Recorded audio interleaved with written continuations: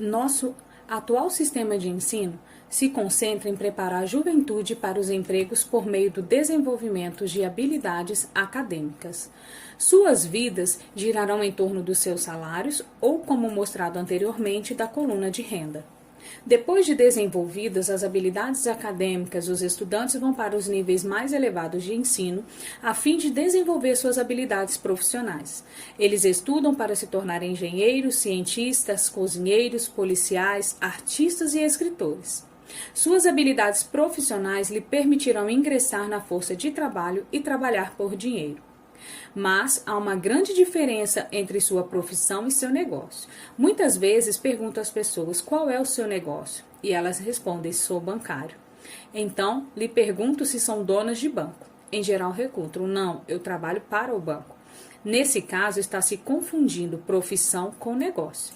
Sua profissão pode ser a de bancário, mas elas ainda não são donas da empresa.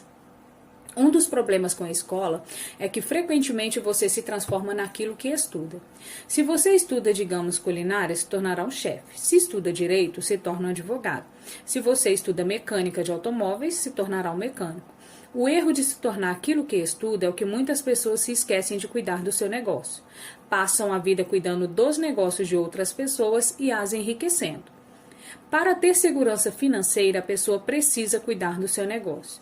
Ele gira em torno da sua coluna de ativos, em oposição à sua coluna de renda. Como dito anteriormente, a regra número 1 é conhecer a diferença entre um ativo e um passivo e comprar ativos. Os ricos se concentram na coluna dos ativos, enquanto todos os outros focam em suas demonstrações financeiras. Os problemas financeiros geralmente resultam do trabalho de uma vida toda feito para outras pessoas.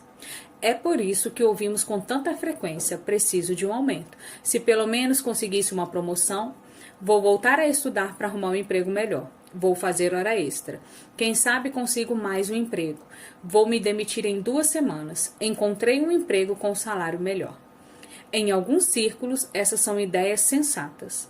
Contudo, se prestar atenção em Hycroft, verá que ainda não está cuidando do seu negócio.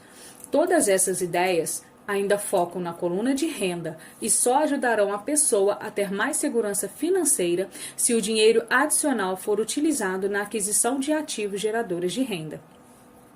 A principal razão pela qual os pobres e a classe média são conservadores do ponto de vista financeiro, o que significa não posso me arriscar, é que não têm um embasamento financeiro, apenas agarram-se a seus empregos, fazem o que é seguro. Desemprego. A campanha presidencial de 2016 de Donald Trump focou em empregos. O desemprego alcança níveis recordes, mesmo que os relatórios retratem fórmulas e estatísticas diferentes. A Organização Internacional do Trabalho prevê que em 2017 o desemprego global atingia 200 milhões de pessoas. Outra possibilidade soturna: a ascensão dos robôs. Quando o corte de pessoal se tornou a tendência, milhões de trabalhadores descobriram que seu chamado maior ativo, sua residência, os estavam comendo vivos. Seu ativo, chamado de casa, ainda lhe custava dinheiro a cada mês. Seu carro, outro ativo, os devorava. Os tacos de golfe guardados na garagem, que tinha custado $1.000, já não valiam isso. Sem segurança no emprego, não tinham nada a recorrer. O que pensavam que eram ativos não os podia ajudar a sobreviver em uma época de crise financeira. Imagino que todos nós já tenhamos preenchido uma ficha de cadastro para solicitar um financiamento imobiliário ou de um automóvel. É bem interessante olhar para o item patrimônio líquido, porque é isso que os bancos e as pátrias contábeis aceitam como ativo de uma pessoa. Certo dia, minha posição financeira não parecia muito boa para obter crédito, de modo que incluí meus tacos de golfe, minha coleção de arte, livros, aparelhos eletrônicos, ternos Armani, relógios de pulso, sapatos e outros objetos pessoais, a fim de aumentar o montante da coluna dos ativos. O empréstimo, entretanto, foi recusado, porque eu tinha muito dinheiro investido em imóveis.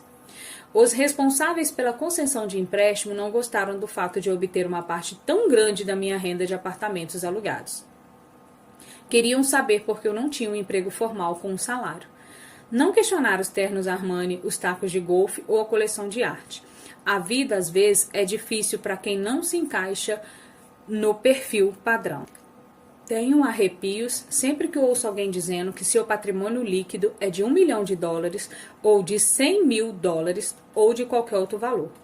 Um dos motivos por que o patrimônio líquido não é um indicador acurado é simplesmente porque no momento em que começa a vender seus ativos, seus ganhos são tributados.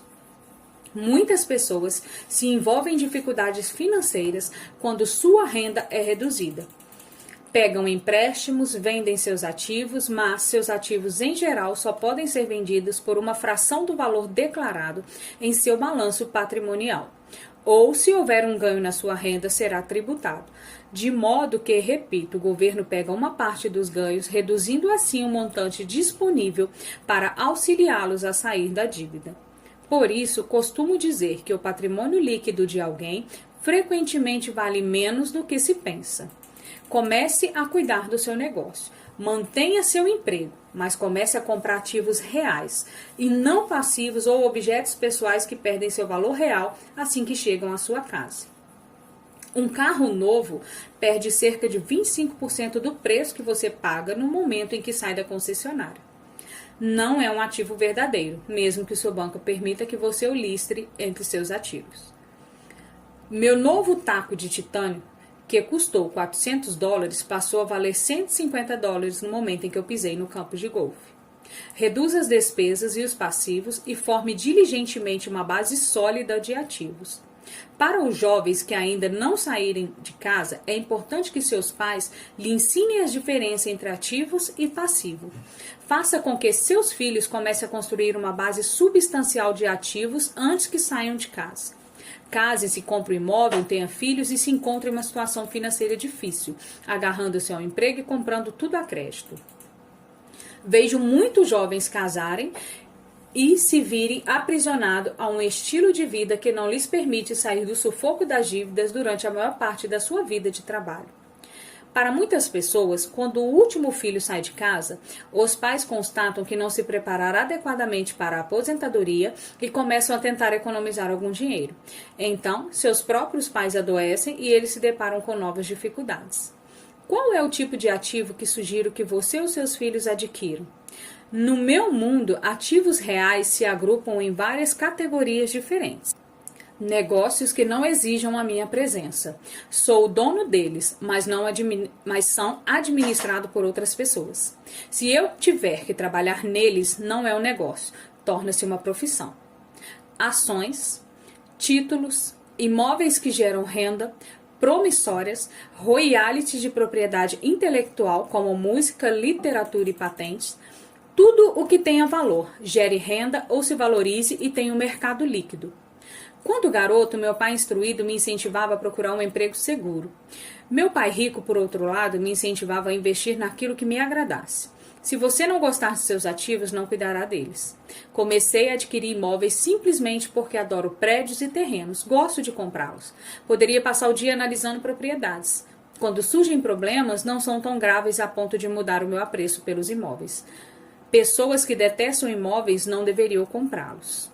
Comece a cuidar do seu negócio. Mantenha o seu emprego, mas comece a comprar ativos reais e não passivos. Adoro ações de pequenas empresas, especialmente aquelas que estão iniciando suas atividades. A razão é que eu sou empreendedor, não um homem de grandes empresas. Quando jovem, trabalhei em grandes organizações, como a Standard Oil da Califórnia, a Marinha dos Estados Unidos e a Xerox Corporation. Apreciei o tempo que passei lá e tenho boas lembranças, mas eu sabia lá no fundo que não era um homem de organizações. Gosto de iniciar empresas, não geri-las. Então, compro em geral ações de pequenas empresas e às vezes até inicio a empresa e depois a levo ao mercado. Pode-se fazer fortunas com a emissão de novas ações e eu gosto desse jogo.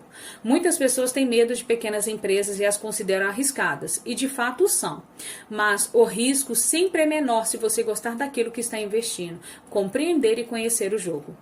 Com pequenas empresas, minha estratégia de investimento é me desfazer das ações no prazo de 1 ano. Por outro lado, minha estratégia para imóveis é começar um pouco, depois trocá-lo por imóveis maiores e, portanto, adiar o pagamento dos impostos sobre os ganhos. Isso permite que seu valor aumente acentuadamente.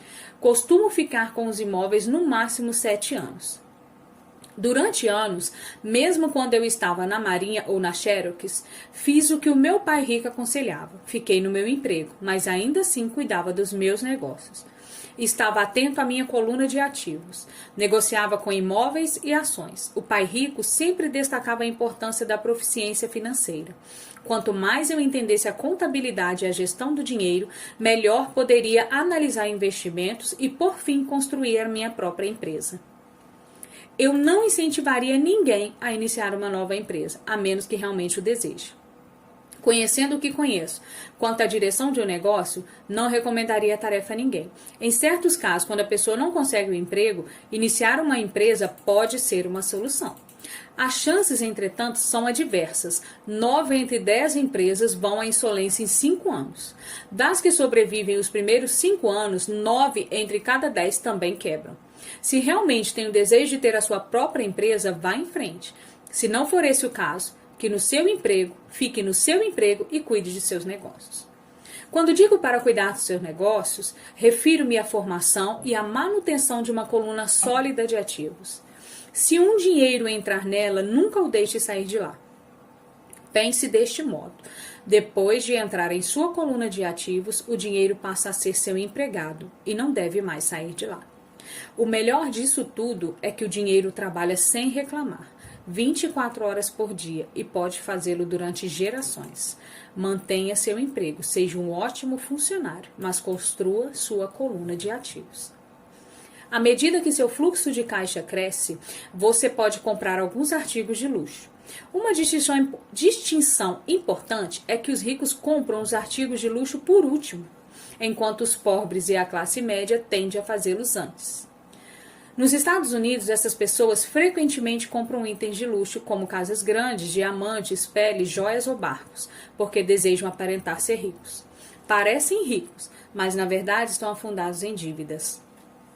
As pessoas que já têm dinheiro, os ricos em longo prazo, constroem primeiro sua coluna de ativo. Então, com a renda gerada por esta coluna, compram supérfluos. Os pobres e a classe média compram futilidades com seu próprio suor e com a herança dos filhos. O luxo verdadeiro é uma recompensa por ter investido e desenvolvido uma coluna de ativos. Por exemplo, quando minha mulher e eu oferimos uma renda maior com nossos apartamentos, ela comprou sua Mercedes. Ela não fez nenhum trabalho extra ou arriscou sua parte, porque os imóveis compraram carro. Contudo, ela teve que esperar durante 4 anos, enquanto o portfólio de imóveis crescia. E finalmente começou a gerar renda extra suficiente para pagar o carro.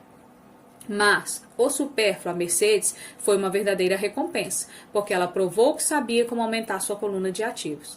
Esse carro significava muito mais para ela do que apenas outro carro bonito.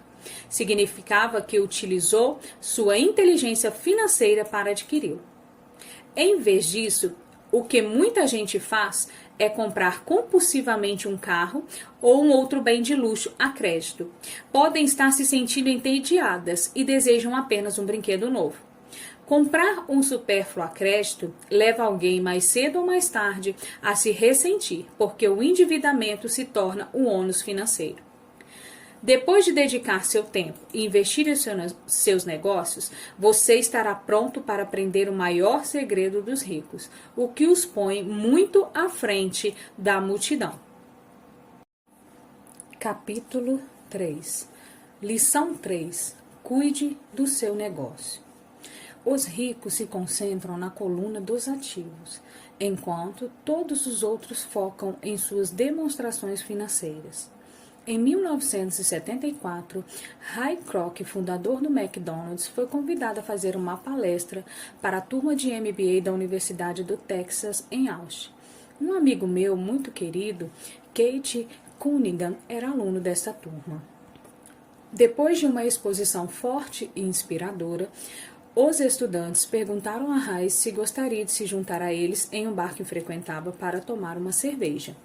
Ray aceitou gentilmente. Qual é o meu negócio? Perguntou Ray quando todo mundo já estava com seu copo de cerveja. Todos riram, conta Kate. A maior parte da turma pensou que Ray estivesse brincando.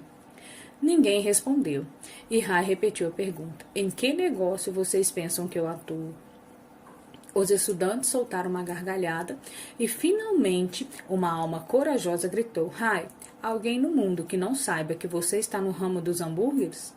Ray deu uma risada. Achei que vocês fossem responder isso mesmo. Fez uma pausa e rapidamente acrescentou. Senhoras e senhores, não atuo no ramo de hambúrgueres. Meu negócio são imóveis. Kate conta que Ray passou um bom tempo explicando o seu ponto de vista. Em seu plano de negócios, Ray sabia que o principal foco era a venda de franquias de hambúrguer, mas nunca perdeu de vista a localização de cada uma delas. Ele sabia que os imóveis e sua localização eram o principal fator de sucesso das franquias. Basicamente, a pessoa que compra a franquia paga pelo imóvel em que ela está situada para a organização de Ray Kroc. Avanço rápido, 2017. McDonald's, 7-Eleven e KFC se mantêm no ranking como as 3 principais franquias nos Estados Unidos. No total, em 2016, as 200 maiores marcas de franquia aumentaram suas vendas em 2,2% ou 12 bilhões e meio.